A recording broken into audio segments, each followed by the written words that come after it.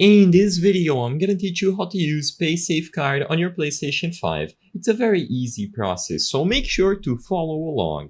In this video, I'm gonna teach you how to properly use your Paysafecard to add funds and buy games, expansion packs, and other items on your PlayStation 5. First, I want to make it very clear that you can do this process directly through the console, so you can go into the PlayStation Store inside of your PlayStation 5, or alternatively, you can follow along through the website. The reason why I'm doing it on the website is for convenience. I believe it's much faster and better to add a payment method this way, but like I said, if you prefer, you can just go into the console.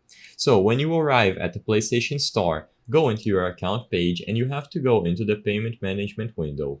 Another disclaimer that I need to make is that Paysafecard is only going to be available for some regions of the world. So as you can see, I have this account from Germany, and when I go over into the payment management option, after I click on my icon and select it from the drop-down menu, I can go into the second option here. So the second option allows me to add a different payment method in order to add funds to my account.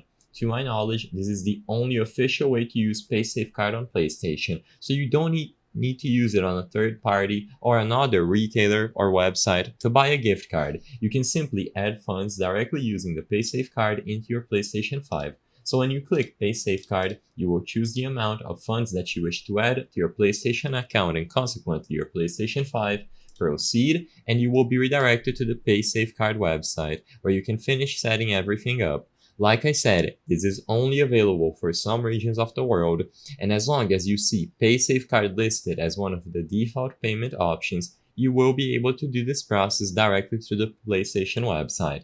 If you do not see the option to use Paysafecard when you go over to the payment methods or when you go over to the second option to add funds, then you will have to purchase a PlayStation gift card using your Paysafecard, and this can be done on various different websites.